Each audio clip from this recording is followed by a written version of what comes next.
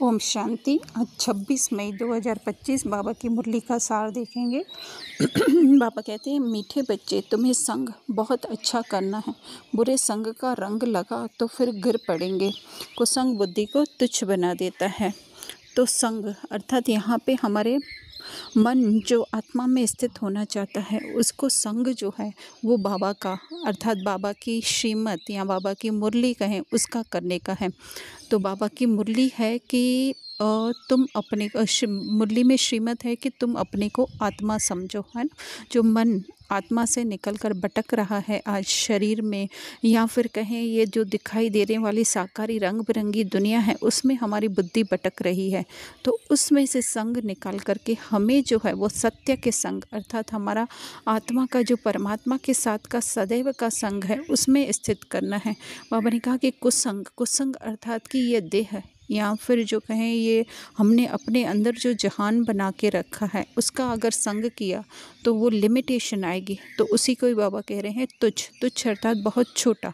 तो फिर जो है हमारी बुद्धि जो है वो इसमें से बाहर नहीं निकल सकेगी और इसमें ही कुएं के मेंढक की तरह फंसी रहेगी।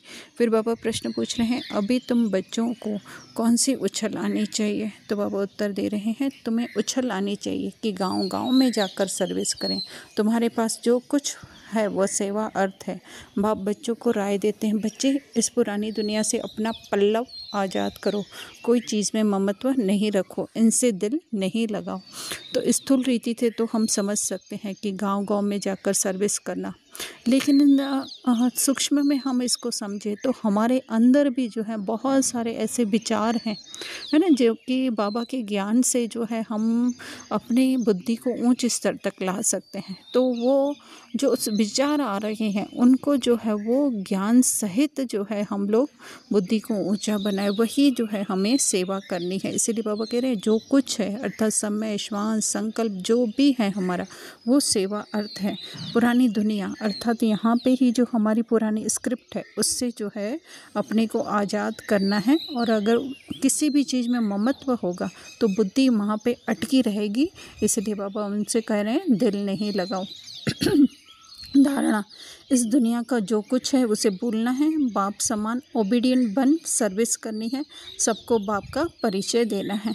तो बाबा भी ओबीडियंट हैं। कैसे? ड्रामा के ओबीडियंट हैं। बाबा भी अपने पार्ट के जो है वो ओबीडियंट हैं।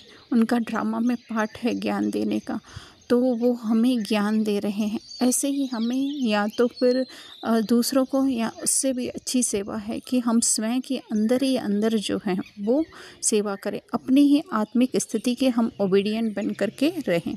दूसरा, इस पतित दुनिया में अपने आप को कुसंग से बचाना है, बाजार का गंदा भोजन नहीं खाना है, बाइस को नहीं देखना है। तो इसको भी हम सूक्ष्म में देखेंगे कि अंदर ही जो है हमारी पुरानी दुनिया है, तो उसके संग में हमें नहीं रहना। वो होते हुए प्ले होते हुए भी अपने अंदर जो है अपना बुद्धि का अटेंशन उस ड्रामा से न्यारा बनाते जाने का है। फिर बाज़ार का गंदा खाना तो स्थूल रीति है ही, लेकिन इधर उधर की बातें भी जो हैं वो बाज़ार का गंदा भोजन है। बाइस्कोप अर्थात कि हम ऐसी कोई भी बात जो है, आजकल सोशल मीडिया भी बहुत है, तो वो हमें नहीं देखनी, अर्थात कि उसमें अपनी बुद्धि को जो है वो अटकाना नहीं है। वरदान, त्रिकालदर्शी स्टेज द्वारा व्यर्थ का खाता समाप्त करने वाले सदा सफलता मूर्त भव। तो त्रिकालदर्शी स्टेज कौन सी होती है? अगर हम मनुष्य रीति से समझे पूजा प्रिया प्रदीप, तो वो सोचेगा कि है ना इस जीवन का जो है आदि और भूत और भविष्य देख करके करें, है ना। लेकिन एक्चुअली में त्रिकालदर्शी स्टेज वो है जहाँ हम काल से परे हो जाते हैं। तो काल से परे कौन है ना, आत्मा है। तो उस आत्मिक स्थिति में जो है हम स्थित होंगे, वही स्टेज है हमारी। तो व्यर्थ अर्थात इस देह के जो भी विचार हैं, है ना, ऐसे नहीं सोचे कि यह हमारा ज़रूरी काम है, पर अगर हम उस त्रिकालदर्शी उस आत्मिक स्थिति में अगर हम स्थित होते हैं तो हमें उस जिस समय जो कार्य होना है उसकी वो बात जो है उसका जो संकल्प है वो टच हो ही जाता है। तो इसीलिए बाबा कह रहे हैं कि व्यर्थ का एक सेकंड भी जो है वो बहुत नुकसान करता है ना, क्योंकि वो अपनी तरफ खींच लेता है बुद्धि को पूरा। तो वो क्या हो गया, हमारा नुकसान हो गया। और 1 सेकंड अगर समर्थ है तो पद्ममुखी कमाई, अर्थात कि हमारी आत्मिक स्थिति जो है वो मजबूत हो जाती है। और अगर व्यर्थ में गया तो बाबा कह रहे हैं कि कमाई चट।